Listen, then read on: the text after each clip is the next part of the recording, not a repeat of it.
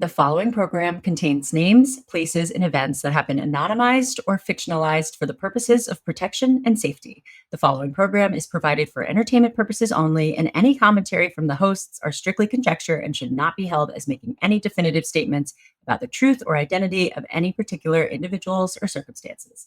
If you or a loved one are involved in an abusive relationship, please call the National Domestic Violence Hotline at 1-800-799-7233 for support.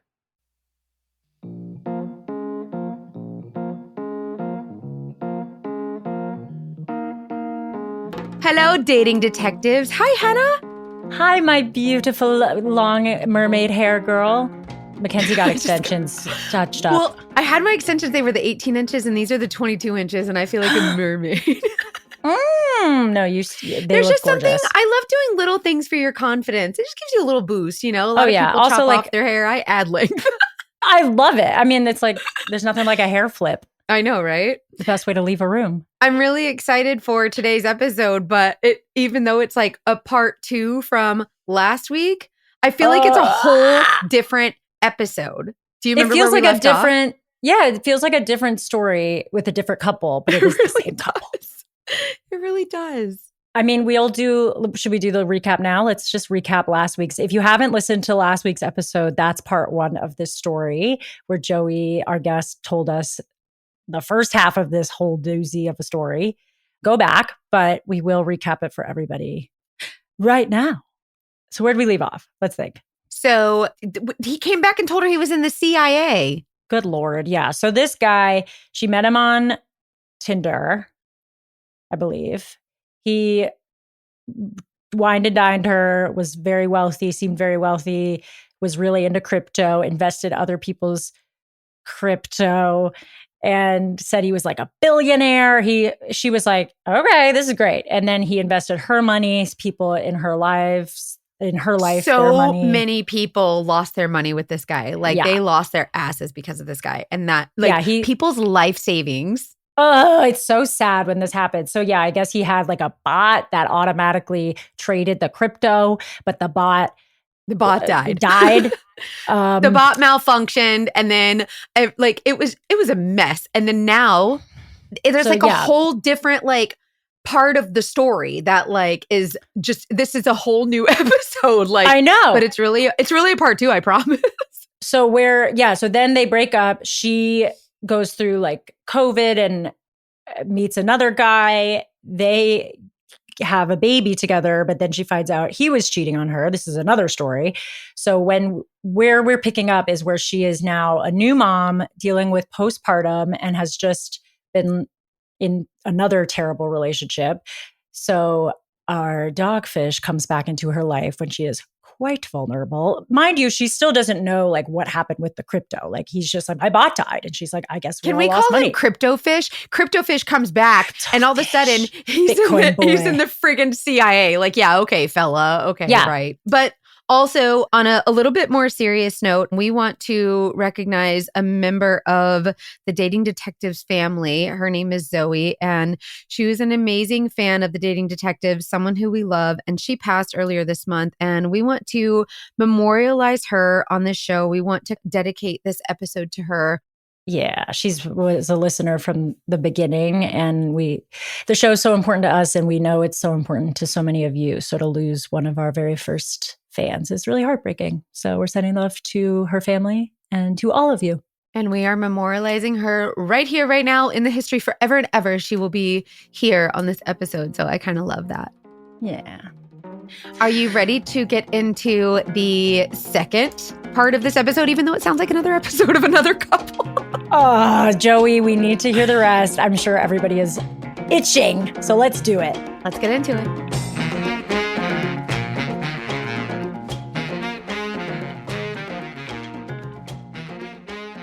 Kyle comes back because they always do. And I'm like, hello. And he's like, I just like outpouring apologies. I'm so sorry, blah, blah, blah. Here's some money. He pays us back a little bit of money. So now you're talking. Okay, you're showing I can trust you by your actions. What happened with the bot? Is the bot better? R.I.P. I mean, the bot never came back, girl. The bot is gone. Okay, so what's he doing with his business now? So now he is in the CIA. Oh, for the love of the friggin' lamb. Stop. Somebody has to do it. It's a hard job, I know. So what is he doing in the CIA? He doesn't know what he's doing in the crypto spying?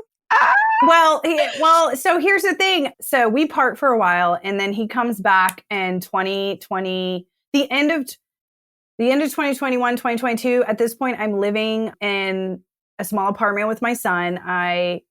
Full-time single mom thrown into that. I was wearing this brand new hat I had never expected to wear. I'm not a sociopath. I love kids. I love anything, cute and cuddly and animals, but never wanted any. Always liked loving them and giving them back. So now I'm in this. You wanted to be the aunt, fun aunt. Aunt to everyone. I love that. I never, ever wanted to be a wow. parent. So this was a surprise. I'm grateful I am now. Right. So I'm in this headspace of just shock. Like I have this little teeny tiny, still in my arms baby. I'm in a small apartment by myself and my postpartum is real. Women who deal with this, it is real. I'm so grateful I had a support system. So Kyle starts to talk to me again.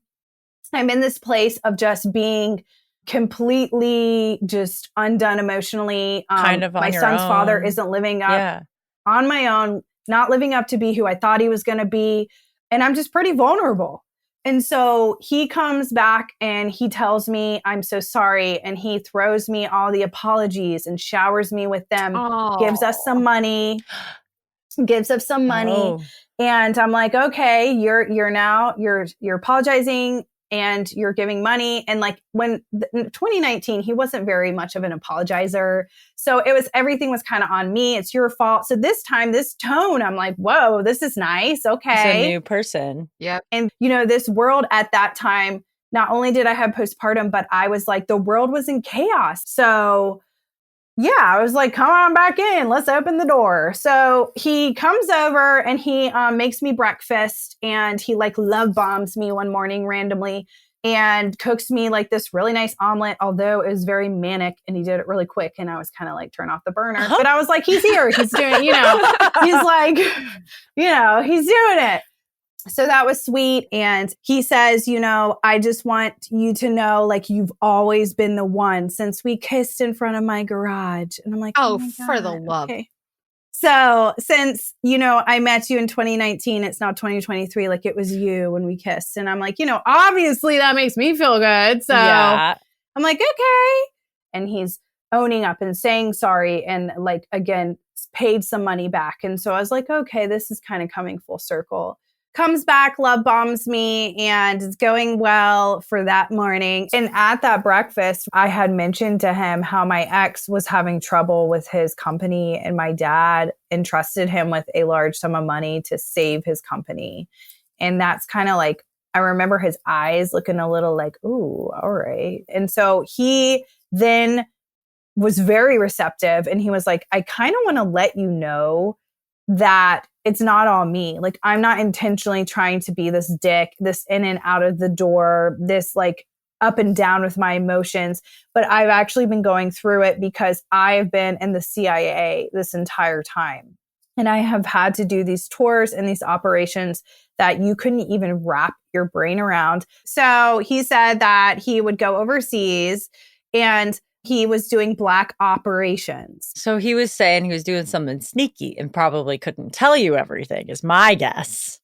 Yes. These are operations where you're off the grid. You have no ID. You have nothing. If your body turns up somewhere, it's off the grid. That's very convenient for a dogfish. Yeah, of course it is. Being in the CIA is convenient for everyone because you can be acting a fool. Well, this is why. Wow. Yeah. So, and apparently you have to have a certain IQ to be in the CIA. He had it, they call you, you don't call them, all that. And he said the reason that I was so unhinged in 2019 when we were around each other is because I had gone on an operation before that where a child had a bomb strapped to them and I was the sniper and I had to take out the child. What? So it's not even like he's in the CIA doing techie money Two different things. reactions. He's like a sniper?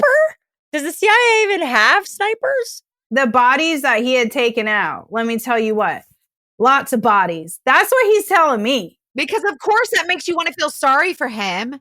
I mean, I felt a lot of things. I felt, should I be like around you? Should I be scared of you? That's kind of cool that you're taking out bad guys. Come on. Yeah. So he's trying to come back in my life. And he was like, you have been such a good person in my life. Literally one of the best. He's like, I trust you more than I trust anyone in my entire life. He's like, I want to start opening up to you and telling you about my operations and kind of bringing you along with me because I feel like you're the person who can go through it with me. And I don't want to be alone anymore.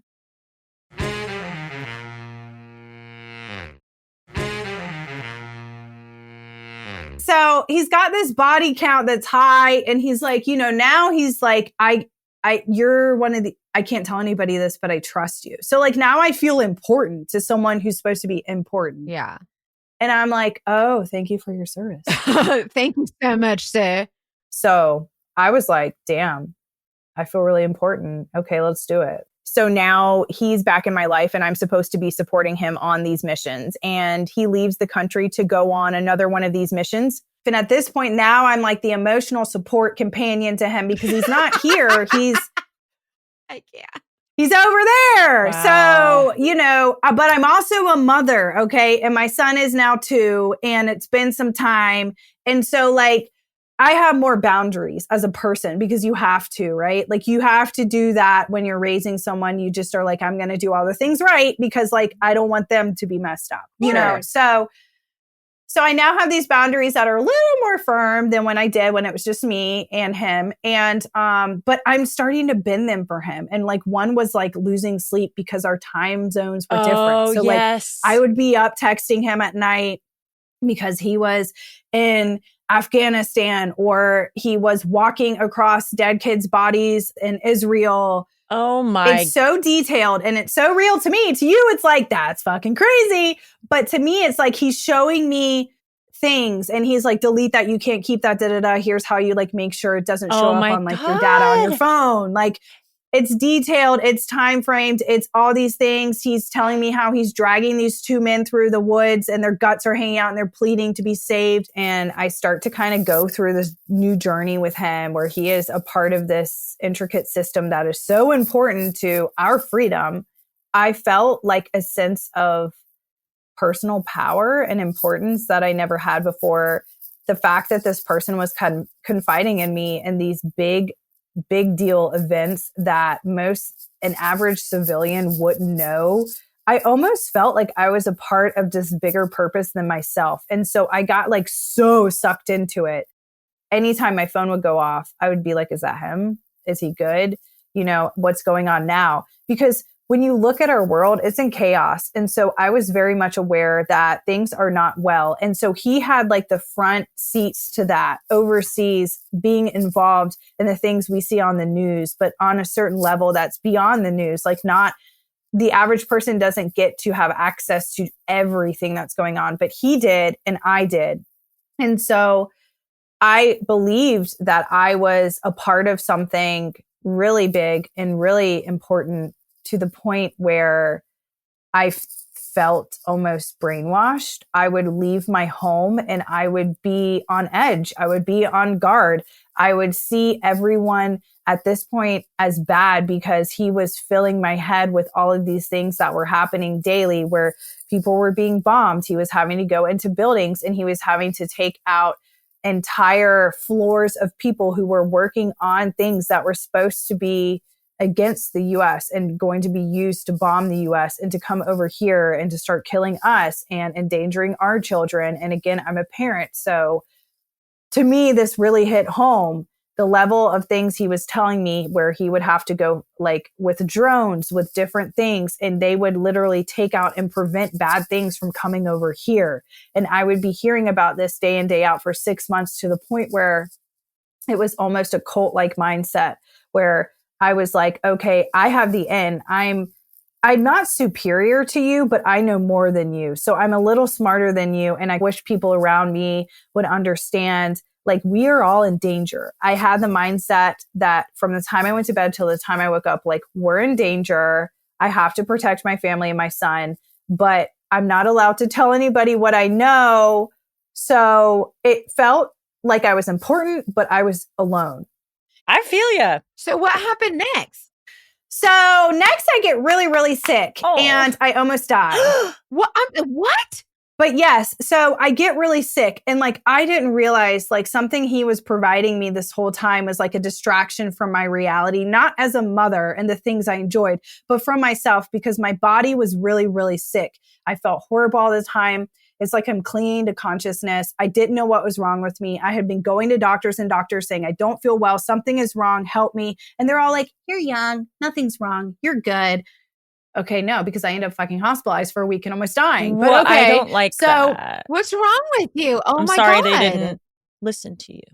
Thank you. Yes, always advocate. Medical gaslighting is a thing. It's real. So like if you feel like something's wrong, get a second, third, fourth opinion. I don't care. So as I'm being there for him, he's being there for me. And so it's like a mutual thing at this point. So I very much valued it. And he knew what I was going through and he was supportive. And even with my son's father, he knew how to talk me through hard days with him, having to co-parent with him. Like, this is what you do. It'll be okay. Da, da, da. So like he was helpful this time around. So he is finishing his operations and he's due to come back. And before this happens in July, I get really, really sick, even more so. And I'm vomiting. I'm having diarrhea at the same time.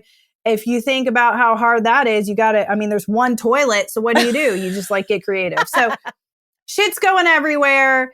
I'm turning yellow. I have pale lips. I'm telling my mom, if something happens to me, please be there for my son. I don't know. It's getting really weird. Things are getting weird. So I go to the hospital. It's near where we live. And I'm like, something's wrong. I'm doing all these things. This is what's going on. Help me. And they're like, oh, you have food poisoning. And I'm like, I ate over a year. What? Oh, for the love of is he trying to poison you? Oh my God. Is he? No. Oh my God. No. But the plot twist, no. So are you sure? Because that sounds wild. Girl, maybe my son's father. No, I'm just kidding. I'm just kidding. No, for legal reasons, this is an entertainment only show. Only. She was just fucking kidding. JK. Yeah, because JK. So they send me home with some medicine. It's like to coat your stomach. And because I do have a history of stomach ulcers, they're like, maybe it's another ulcer. I'm like, no one's ever taken me for a ride like this, but okay. So go home, continue living. I continue talking to Kyle. I'm supporting him while he's blowing up bodies, saving the world, doing all this shit. He's supporting me while I'm just trying to get through each day and not go unconscious because I feel like every day, like it's like holding monkey bars. You're going across them when you're little. You don't have the strength to get all the way across. So at some point you drop. That's how I feel getting through my day. Like I'm just holding on. So, that's a great way to describe it. I feel like people will be able to relate to that feeling for sure. I hope so. So that was July. So August happened. So now we're in August and I go back to the hospital because I now have a really high fever. I'm yellow. My lips are white. And they're like, you perforated your colon and you're going septic. What? Oh my God. How did that happen? So I don't know. So they all kept saying, we don't know how this happened. You're so young. We don't know why you perforated, how you perforated, but you did. You're going septic. If you don't get admitted now, your organs are on their way to shutting down and you're going to die. And no one caught this until now. Thank God they caught it. Thank God, because when I went in July, I don't want to be rude, like to any kind of like nurses, doctors, thank you for what you do. But like, it was a holiday. It was July 4th. The nurses I saw were really young and they seemed distracted. I even asked them because my mom's a nurse, so I know a little bit about stuff. I said, should I get a CT scan? And they said, those nurses in July said, no, you're good. Like, don't worry about it. Like, I'm sure like. God. Duh. So this time in August, the difference is I saw a doctor. And the doctor said, we're getting you a CT. We're doing it now. And that is how they saw I perforated. Oh my God. So finally, yes, someone caught it. And the whole time Kyle is like on the phone, texting. He's there for me. He knows what's going on. It's a whole thing. And he is a part of it. So I was grateful for that. I was sending him, selfies with filters in my bed, like, hey, and feel that, girl. Feel that. So then he, goes, this is wild, but I'm actually on my way back from the operation. And I too am in the hospital. And I'm like, it can't just be you. It's got to be them too, So I'm like, oh my God. So now I'm in the hospital, right? And I'm very, very ill. And now I am texting him, supporting him being in the hospital while I'm in the hospital, which by the way, he was never in the hospital. So, of course. Right. So he's sending me pictures of what is him in the hospital having to be stitched up. Something blew up, hit him. Oh my God. He was like, let me just make this about me a little bit. So it's now becoming about him. But at the time, I'm just like, I cared for him deeply.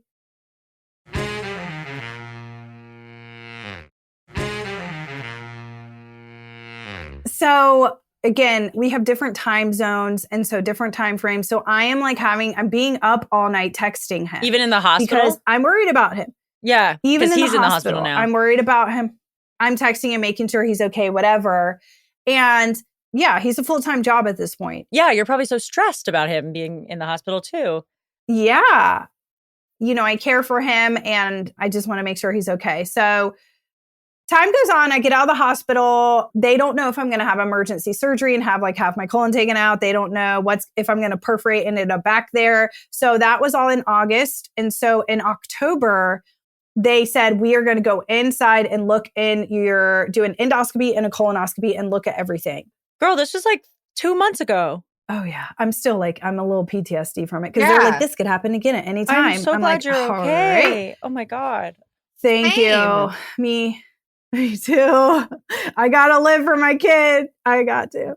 But anyway, okay. So time goes on and he says he's home and then he has to go back and he's home, has to go back and then he's home again. And so he's like, can I come live with you? Like, I think it's important we be together because, I have intel that Russia and China are going to start bombing the United States of America. This fucking guy. I can't. Yeah. Well, I wish I talked to you, because to me, I'm like, oh, I'm a little cracked out. Like, oh my God, we're all going to die. Okay. Like, what do I need to do? Well, like, I want my kid to live. And you're so vulnerable right now.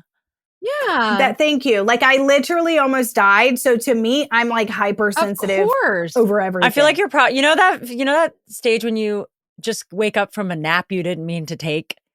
You accidentally fall asleep and then you wake up and you're like, I feel like you were constantly in that state.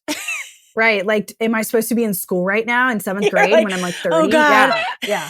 Like, right. And that's literally, that's a great way to put it. I was. And so he's now telling me, and again, I fully believed he was in the CIA. He gave me things I thought were credible to see, to experience. And so I thought we're going to die. And there was a set date we were going to die. Oh man. Oh my God. Were you like, let's go get the food rations and... Right. So he says to me, I need to live with you. I'm selling my home and then I'm going to build us a really big cabin in the woods. I can take care of you and your son, your family, invite whoever you want to survive.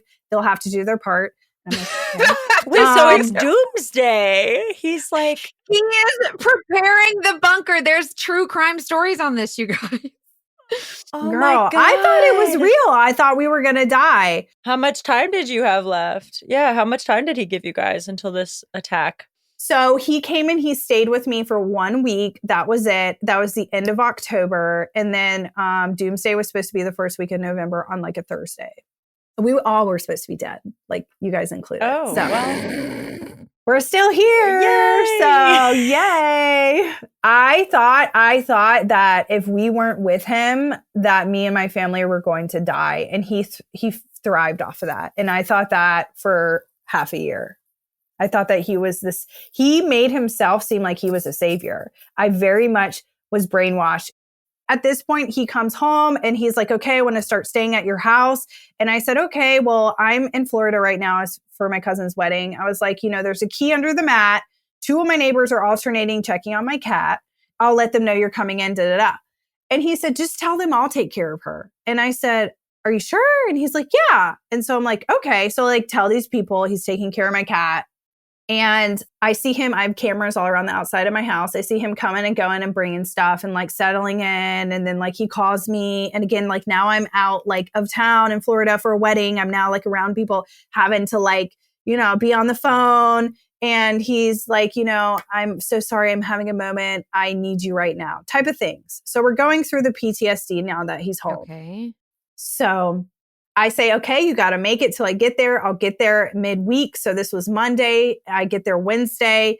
I come back and my friends and neighbors had to keep helping me with my cat because he just wasn't coming to my home like he was supposed to. I noticed it wasn't very like routine. It was very a mess. Yeah, and you were like, and I just attributed it to he has a little PTSD. He's a little messed up. He's a little tired. You know, the world's gonna end soon. So he might be stressed. Yeah. He doesn't. I mean, yeah.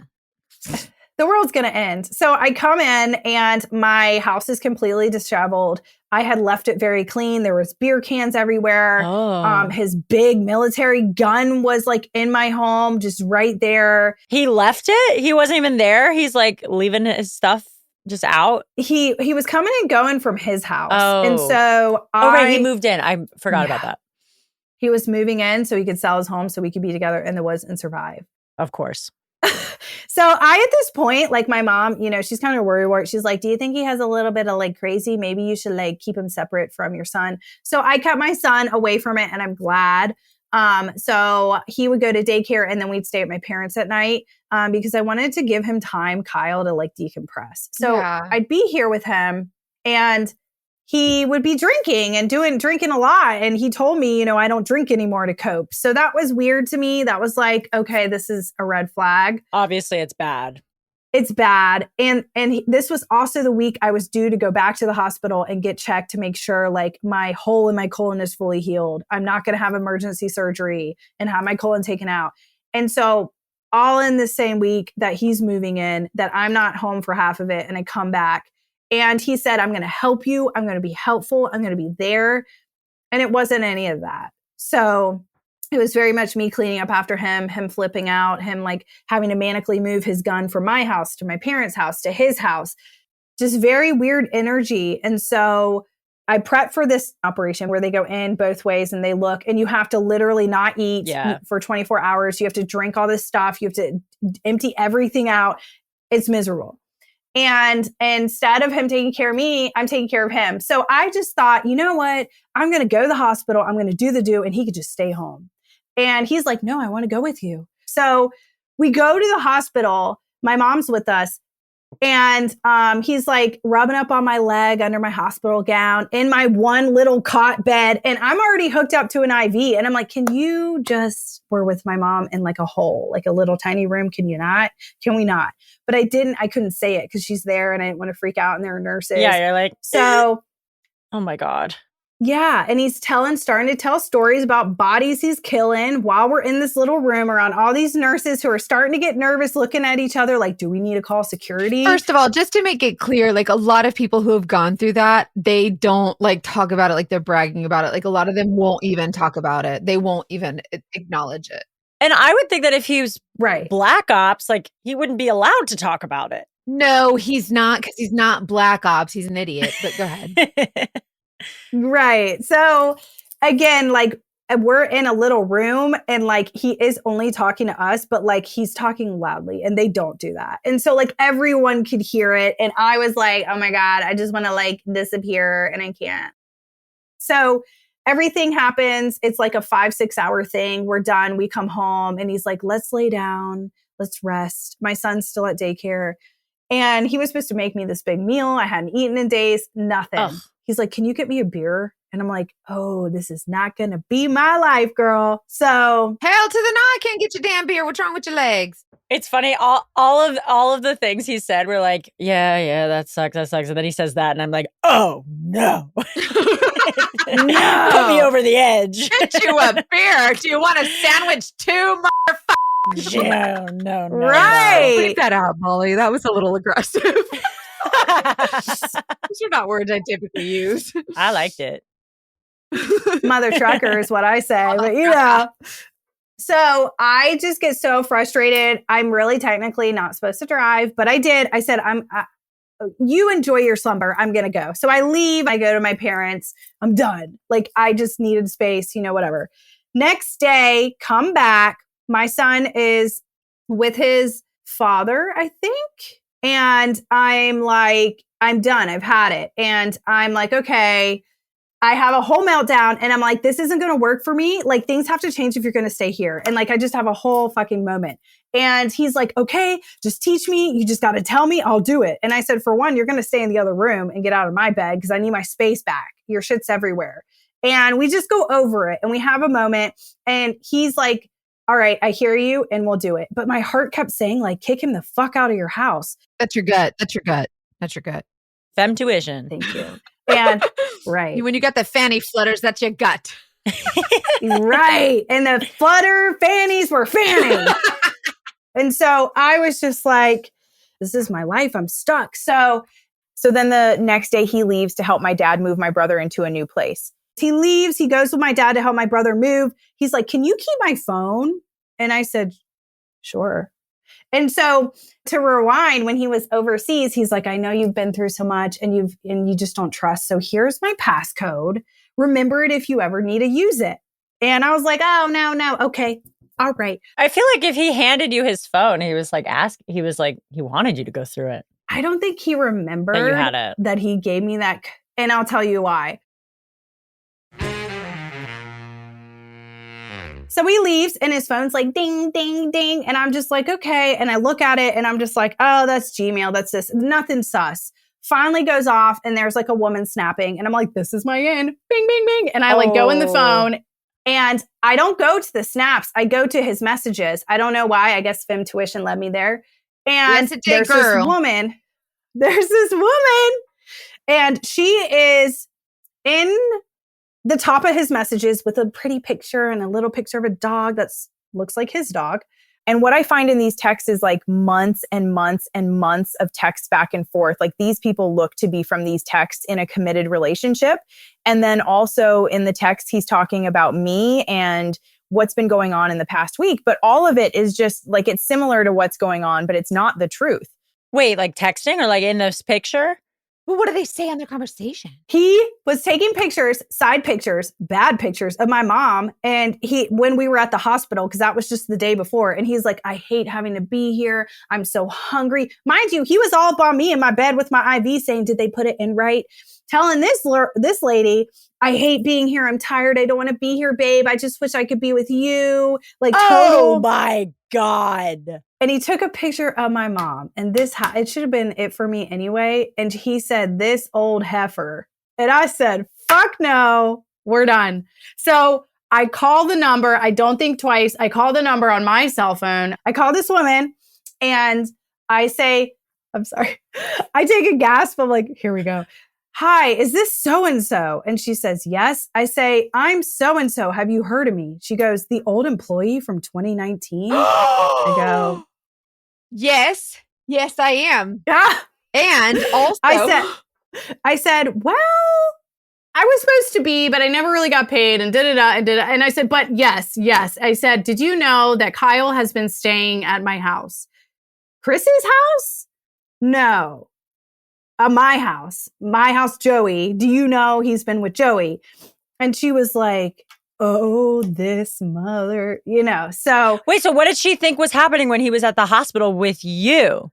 Maybe he told her that you were like an ex that like begged him to be there for you. Like, does she know that she's a CIA wife? I have so many questions. Girl. So. Molly, bring her out. Is she here? I wish. No. I tried very hard to get her here, y'all, and I think she got back. I think she got back with him. I can't make it up. It's fine. Listen, I love that for them. Have the day you deserve. I don't know what to tell you. Like, do we need to show up there? Do we need to go get her? No, girl. Because girl, it's in the Lord's hands now, sister. It's in the Lord's hands now. Okay. Okay. So I am now on the phone with this woman and who seems very mature. Like, she's so mature. She's well-spoken. And the home that he had, the whole reason he got in my home is because his home was beautiful. It was well kept. It was like even the bushes were bushed and it all looked great. Because she bushed the bushes. Yes, she fucking did. Oh. So none of it was his. It was all her home. No. The dogs he had were all hers. He had 3. I kept asking, when are they coming to my home? Because they were supposed to integrate here. He said he gave them away to people. I thought that was very strange because, like, boy, you don't just give your pets away. So anyway, it started adding up. The very beautiful, like 20-something white Audi was hers. Everything was hers. None of it was his. His name wasn't on anything. So, oh my God. So she thought I was Chris. She thought that he was staying with a guy named Chris and his girlfriend. She thought Chris's girlfriend was having an operation done at the hospital. And keep it close even to the brought him truth. to, you keep the lie close to the truth. That's what I'm saying. She even brought him to my home. So she was outside of my home in her beautiful little Audi, dropping him off. She was that close to the truth. The audacity. Oh my gracious. And they were in a relationship, like what the nature of their relationship? 3 years. Okay, was like a serious relation. Lived together for 2, been together for 3. All their bills are together. She said, not only do I have a full-time job, I have a second part-time job to take care of everything. All he does is sit on his ass and drink all day. and work for he has that CIA salary though too. And for real. Yeah, no, he's busy. Oh, so that's where he is when he's on all these operations, of course. I said to her, I said, wait. I said, he's been overseas. He's been to Gaza. He's been to it was like Japan or somewhere and all these other places and blah, blah, blah. And he's stepped over the bodies and like even to like the level of sickness he went to because, he knows I have a son. He's like, they were all I could see was your son, Joanna. And I just like, it got weird, y'all. It got bad. Everything against you. Okay. I was in a cult. I was in a little mini cult. Like I genuinely believed we were going to die and everyone else was crazy and stupid and like should be preparing too. So we stay on the phone for 2 hours and we align all of our things. And I'm like, no, this day he was in the rainforest dragging these guys. Their guts were hanging out. He was trying to save them. She was like, Joey, we were literally 20 minutes up the road at the vet taking my dogs to the vet. Like, why would you just to be such an extreme liar? Like that's a big lie, you guys. That's remember the lying experts on our show from before? This is not normal. This is a big lie. This is a not normal. This is a big lie. It was literally everything was a lie. What did she say when you asked about the crypto losing money situation? Like, was he like never even in crypto? So he owes hundreds of thousands of that. I don't even want to know how much he actually owes to businesses he's conned. He's conned businesses, people, his own family. His girlfriend told me his own family has cut him off and won't speak to him because he has screwed all of them over, like his blood. Did the long-term person, did she not know about the crypto scam? She did. And she literally said she has been working overtime to help pay back debts to some scary big people. No, are you serious? Why isn't he in jail? I don't know how he's not. Here's the thing, this person, and here's the problem. I'm nervous as like a parent. Like, I don't want to say it all, but like I live by myself. Yeah. He knows where I live. Yeah. And now I find out that literally down to his gun is fake. His gun was a paintball gun. Oh my God. It looked like, blessed Jesus. Blessed Jesus. I can't. Wait, he is an actor. This conversation's over. Goodbye. Thank you for listening. Goodbye. What? It comes full circle because I'm talking to this woman again for 2 hours and like the roommate really upset. Like I never felt settled with that because it's fem tuition. And that he had in 2019, the really beautiful volleyball player yes. who is now like a realtor, like good for her. You do your homework. But so, because again, she cut him off too. Shocker. And so I'm like, so the girlfriend's telling me that she cut him off too. And I don't have to even guess what happened there. And she said that was his girlfriend. That was not that. Well, she was a sugar baby turned girlfriend. Yeah. So she happened right before me.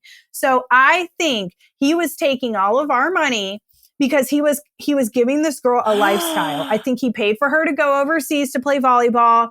I think he was paying for all of her Lululemon that I haven't even owned one. It's like expensive. And it was like a whole closet threw up of Lululemon. So when I spoke to his girlfriend and we were lining up events and I was telling her things on my end and she was telling me things on her end, and he never was overseas. He never saved anyone, killed anyone, drug any bodies, walked over dead kids in Israel.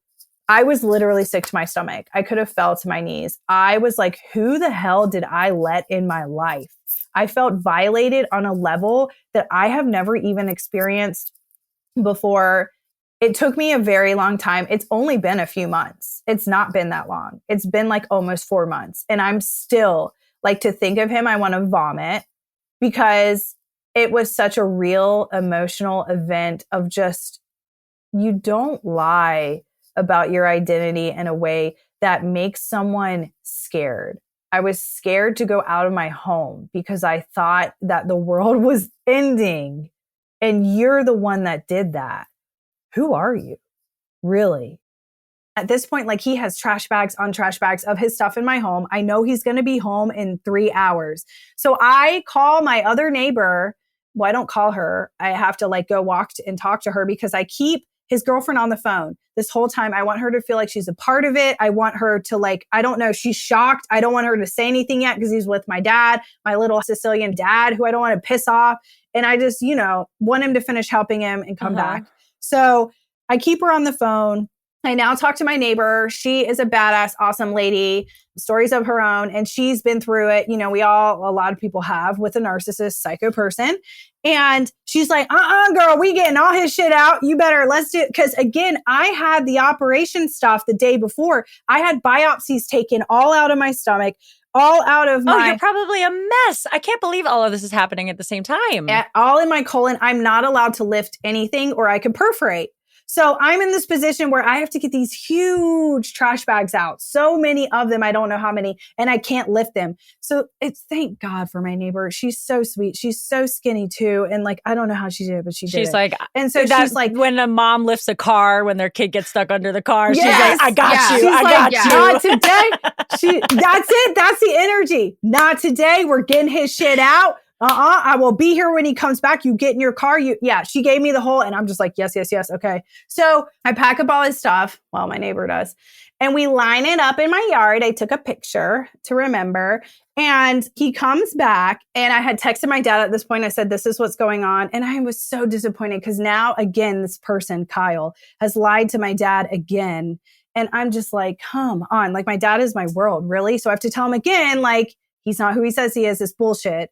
Which my dad thought, but he was giving it the benefit of the doubt. Mm-hmm. And so he pulls up, my dad like drops him off. My dad waits, and he looks at my yard, and he looks at me, and like his face, like the blood drains, like you just see it go, and he's like, what's going on? And I'm like, I'm in my car at this point. We're fully doors locked. I like do the window just a tad bit, like an inch. Yeah. And my neighbor's like, you got this, girl. You got this. And she's like walking away because she like stayed with me till the point he came back. And I hang up with his girlfriend, and I'm just like, I know who you are. I know there's no CIA. I know you weren't overseas. I don't know why you took advantage of me like this, especially while I have a child.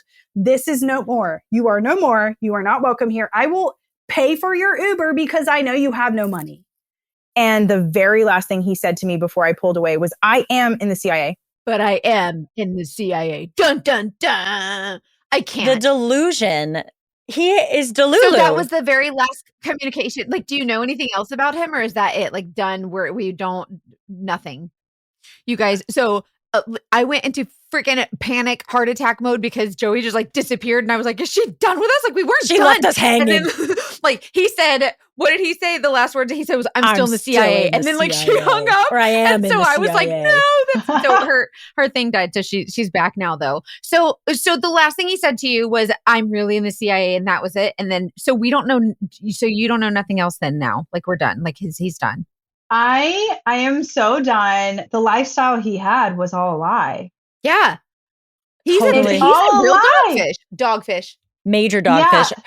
And so this girlfriend, you think, is back with him? Because this happened, y'all, we're recording this the end of December. And so this is recent.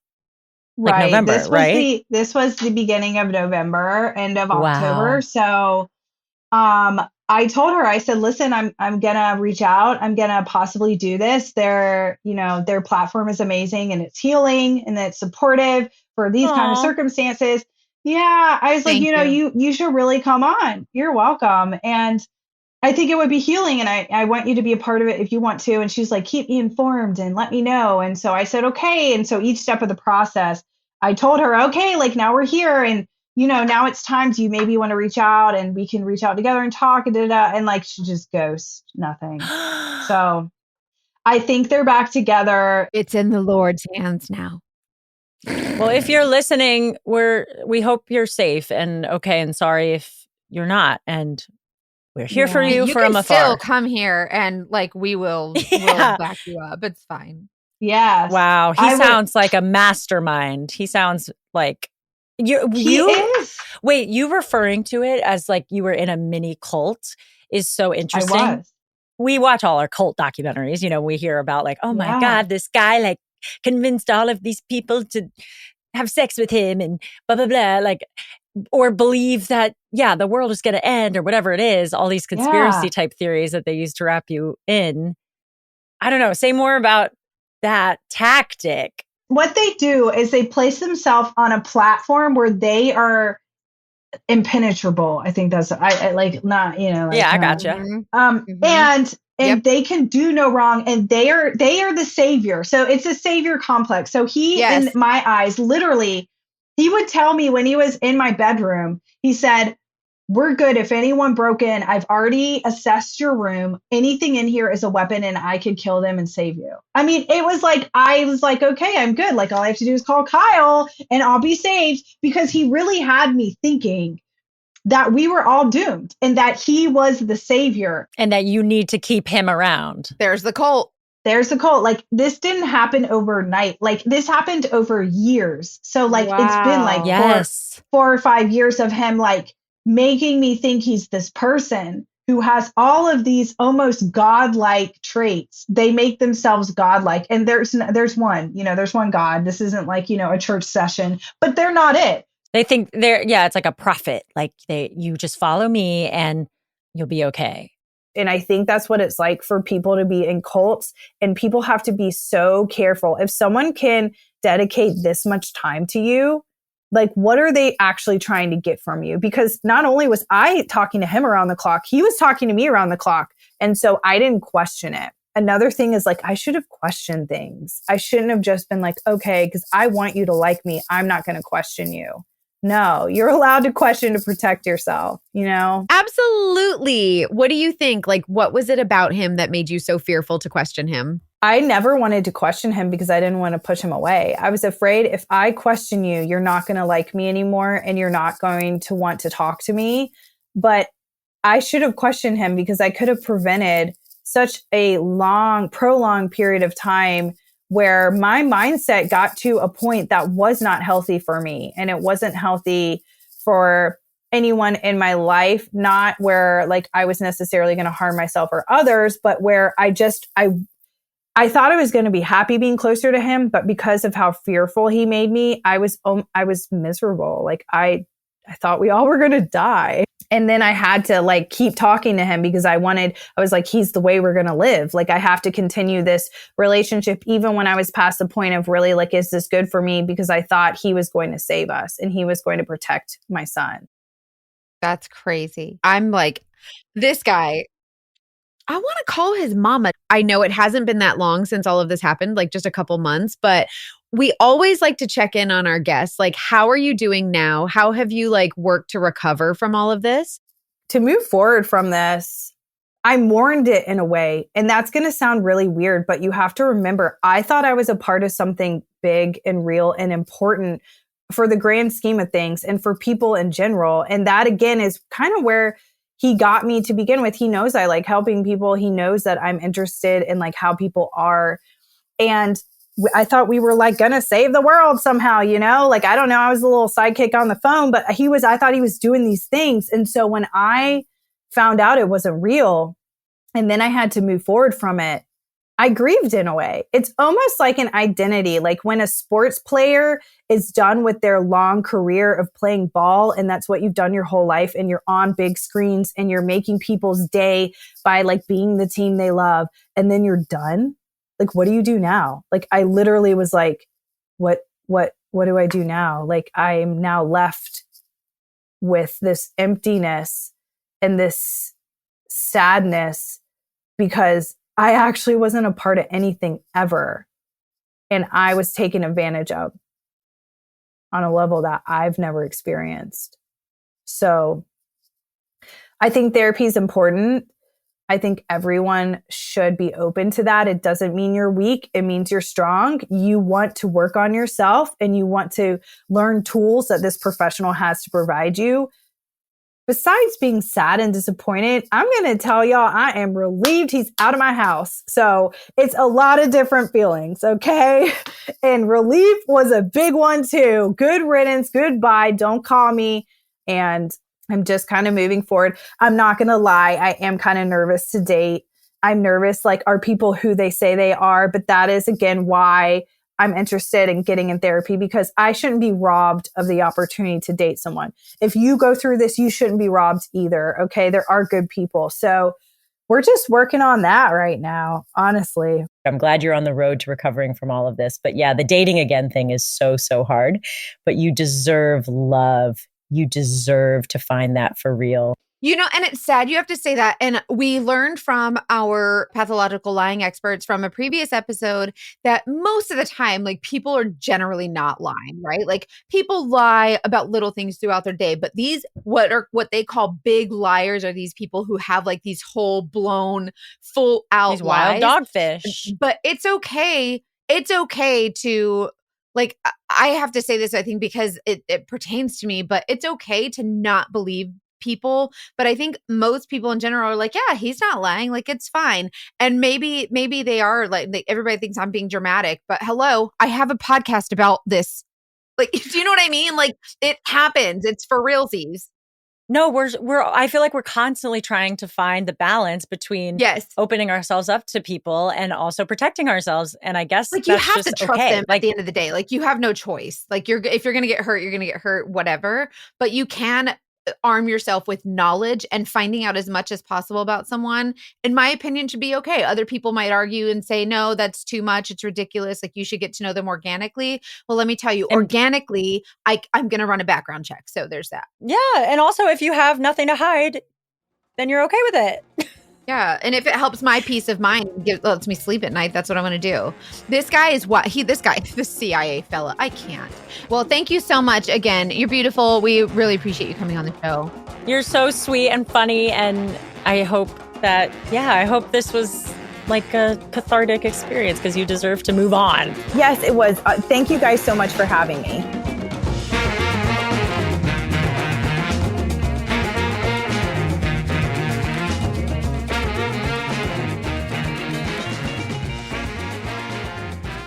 How are you feeling? I mean, how's everybody feeling? Nuts. You guys, I told you it was like a whole nother episode, kind of, but not really, but kind of, right? That's so culty. It was so culty. Let's start there. Let's talk about the cult tactics he essentially used to manipulate one person, like a cult. It was like the Little Cop of Horrors episode. Yeah, same thing, where that guy, like, oh my God, made her think she was he like manipulated her whole reality. He did. And it was like, that is the legit definition of like gaslighting. Like, you're totally making someone feel like their reality is not their reality. Like, you're totally trying to manipulate their whole entire reality. It's crazy. At first, the CIA, crazy. He's like texting her. I can't with him texting her from like the battlefield. From like the battlefield. I'm like, the image I have in my head is ridiculous. But it was interesting that time difference, I mean, it was a bullshit time difference, but it was like keeping her up. So she was sleep deprived, which is all. Fear mongering, like creating all this fear. And then, so it's like, yes, of course, sometimes it seems like this might have, because it's an episode of a podcast, it moves fast, but it makes sense to me that it grew so slowly. So by the time he was like, we need to go to the bunker, she's been manipulated all the way up to that point. It's not like he's coming out of the blue. Like, and she trusts what she knows. Like her perception is her reality, like what he manipulated her to think. And so she trusted him. But I don't like how he was using her kid to be like, oh, the world is ending. I care about your child. I want to make sure your child is safe. Bunker. I'm such a hero. Yeah, that was crazy. Like that is so manipulative, awful. Like I feel, but he's smart. He knows what he's doing. They all freaking do. And she was so vulnerable and in a position of being a single mom all of a sudden and needed something. And I thought that was powerful, what she said, where she just like needed something bigger to be a part herself. Of something bigger. Yeah. But it's that vulnerability too, right? That vulnerability really puts you in a position where you really do believe things that may not be true just because of that vulnerable state that you're in. I read a book actually about religious nonprofit, and that's this is not me. I grew up Jewish. Like I'm not making a statement against religion, but the book was talking about how this particular group, their whole method of gaining membership was not based in like their belief system and their religion, but it was based in looking for vulnerable people who had just moved to the area and didn't have any friends and didn't have any connection to anything. They can victimize them easily. And then they would say like, this is a really big, good cause. And that person would feel important by getting involved. And then, so they didn't start by believing in the religion or the cause, but they grew to that because it was like filling a need in their life. But that's what it reminded me of, where it's just like taking advantage of somebody's vulnerability. And we have to have sympathy for the people that latch onto that, because she wanted a partner that was taking care of her. And then when she realized it wasn't true, then she felt just like worthless, like meaningless, like she wasn't really a part of anything. And that must be like when you go that high and you think you're doing so well and really you haven't done anything, like how meaningless must she have felt? And just like, that's part of the cult behavior. It's awful. I cannot wait. You're so right. Yeah. The feeling of like everything I thought about this. Well, this is every episode. Like everybody has to go through that morning of like, was my relationship real? Was the world really going to end? Was like, you know what I mean? Whatever it is, whatever they had you believing, I'm sad now.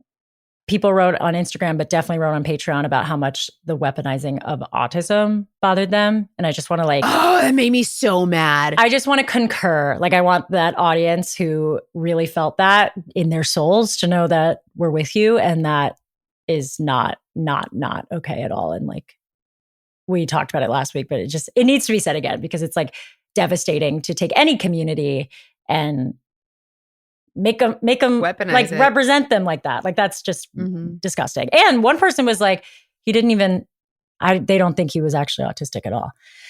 I don't know. Anyway, I love getting those messages from people. And I'm wondering, like, I wonder how many people, I think there's a lot of our listeners who are going to be like, was there any like legal ramifications for this guy? And like, just so you guys know, like this guy scammed like hundreds of women, right? So we looked into it. There's tons of cases out against this guy. There are many other victims. Like this guy, he used a lot of tactics. Like he used revenge porn. Like this guy's freaking sane. To piggyback off that, we have some possibly good news. If you're curious about this story further and this awful dogfish, we want you to let us know, because we could possibly talk to some of the other women who have been scammed by him and get their story. It's like kind of crazy how many people have come out of the woodwork with this one. Well, and also if this sounds familiar, or you think you might like, be a part of this or something, like I want to know if you're like, oh my God, this sounds so familiar. Like I know this guy or whatever, like let us know. But if this is like, if you want to hear more about this, will you let us know? Because we're always, obviously your feedback is so important to us and we want to know what our listeners want to know. So if you want to know more about this guy, let us know and we will pursue it further, because that's, that's what you want to hear. That's what we're going to give you. So comment if you recognize, unfortunately, the story, if you know more about crypto, if you have experiences that this resonates, or even if you just have thoughts, comments, concerns, questions, emojis. Let us know. We want to know what you know. Tell us everything you know. Yeah, this one was a lot, but I really love Joey, and she was very sweet and vulnerable and just a great person. And I hope and also I'm very happy for her that she's got her son. Same. And that I love it. Is a blessing out of quite a crypto curse, if you ask me. It's a crypto baby. No, he's not the crypto baby. He's not the crypto baby. Anyways, so make sure you're emailing us with your suggestions and your stories. Our email address is I don't know our email address. Hannah, can you say our email address? Aye, Captain. Okay. Investigate at thedatingdetectivespodcast.com. And we're on socials at Dating Detectives Podcast. And on Patreon, which we've got a live. Oh, we just did our live, but we're going to do another live next month. But it's fun. We did a cool episode this week on Patreon where we read submissions from people. We had a lot of fake pregnancy stories come in. The fake pregnancies are crazy. Yeah. So our Patreon episode that we recorded, we had the fake pregnancy thing, and I just feel like these are stories that like we kind of like to try and see if you guys want us to dive into them more. So you really get a say in, the kind of content we're putting out. So, and like I said, the Patreon's only $5 a month. So it's worth it. Isn't worth it? No. But it hand out. Something. I think you nailed it. Those are the literal words. It's fine. I think it was a thing, like, if you said it backwards, it was I don't know. Yeah, it means something. Let us know what the Missy Elliott song means backwards, everybody. We don't know. It's fine. That's the real purpose of the Dating Detectives. Just cracking the codes of Missy Elliott songs. We're losing it. Okay, we're done. We're done. We're done now. Oh, and if you want to listen to the Song Finch song that our producer got for us about our little pod family, stick around, and we're going to play it right after this. Have a good day. We love you. We love you so much. And as always, you guys, trust your intuition. Bye.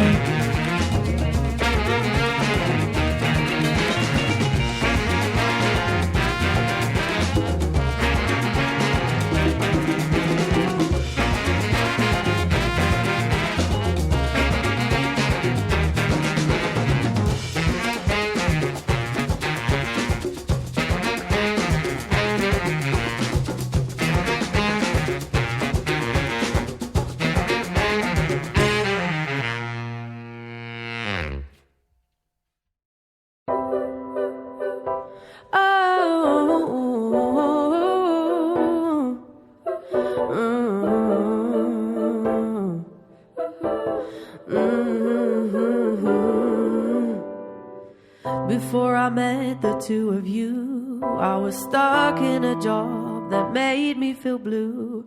Working for a big TV company, making morally ambiguous reality TV. I couldn't see the way ahead without quitting the industry. So I started the podcast of my dreams, but I knew I needed to find the perfect team. Who would have thought I'd find a PI like you through TikTok? Straight away, we hit it off. I knew I needed a comedian to co-host the podcast. After one Zoom call, I knew we were onto something special. I'm so grateful for both of you. You're more than co-hosts, your family too. I never imagined what the three of us could do. Look what we've created, the three graces. I can't believe it's been a year. We've built an audience of 50,000. I'm so proud of us. Look what we've created, the three graces.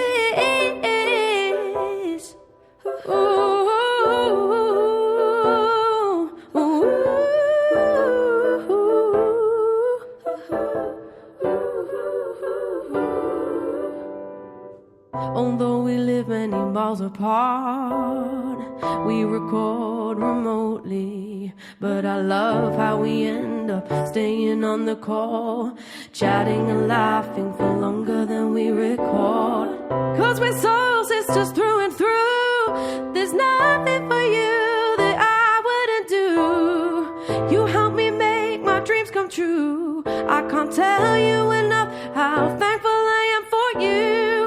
To think we without the dating detectives. Life wouldn't be the same without both of you.